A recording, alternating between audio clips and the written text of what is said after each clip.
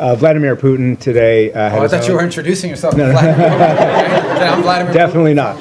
Definitely not. Vladimir So what Putin. are you doing here? Nick Schifrin, PBS NewsHour. Vladimir Putin had his own end-of-year press conference today. Oh, he's trying to step on my message. Yeah. His went, I think, 4 hours, so we got at least 3 hours.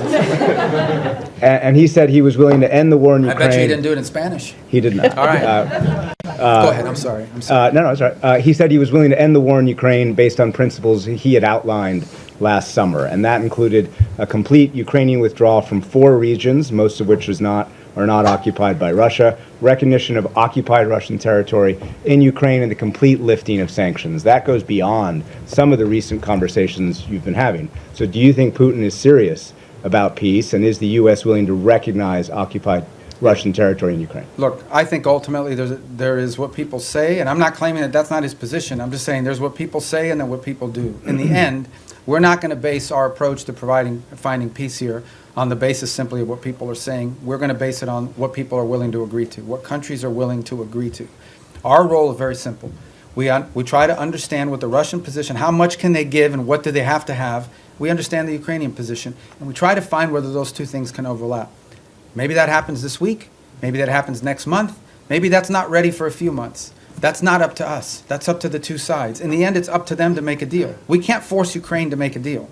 We can't force Russia to make a deal. They have to want to make a deal. The role we're trying to play is a role of figuring out whether there's any overlap here that they can agree to. And that's what we've invested a lot of time and energy and continue to do so.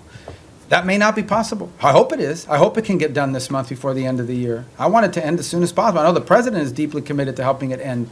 I know this, though. We're the only ones that can do it. If we were not involved, no one would be talking to both sides. The UN can't do it. Who else is going to do it? Nobody in Europe can do it. So I think the one thing people should have is an expression of gratitude that President Trump is willing to continue to engage in this despite the fact that we haven't yet gotten the outcome that he hopes to have, because no one else could do it. And so that's what we're trying to do here. So this whole narrative that we're trying to force something on Ukraine is silly. We can't. There's no peace deal that Ukraine. There is no peace deal unless Ukraine agrees to it. But there's also no peace deal unless Russia agrees to it. We are just trying to find whether there's common ground that we can make happen.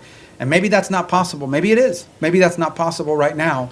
But we don't think our work could potentially serve as a baseline for that in the future. Maybe it is possible now. We're going to continue to test it and see where we can get to. Is the U.S. willing to recognize occupied territory? I'm not going to speak on any specifics of any deal because we're not going to be able to negotiate a peace deal, especially one like this, in the media. Suffice it to say, let me just put it to you this way.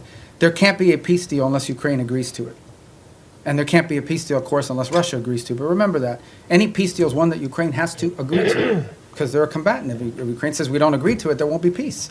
So our job is not to force anything on anyone. It is to try to figure out if we can nudge both sides to a common place.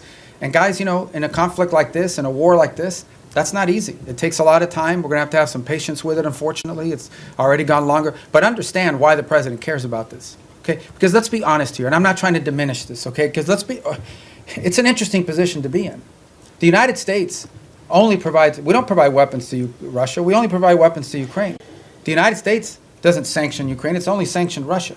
And yet we are still the only country in the world that can talk to both sides. So let's be clear about the role we've played in this so far. I mean, we're the only ones that can.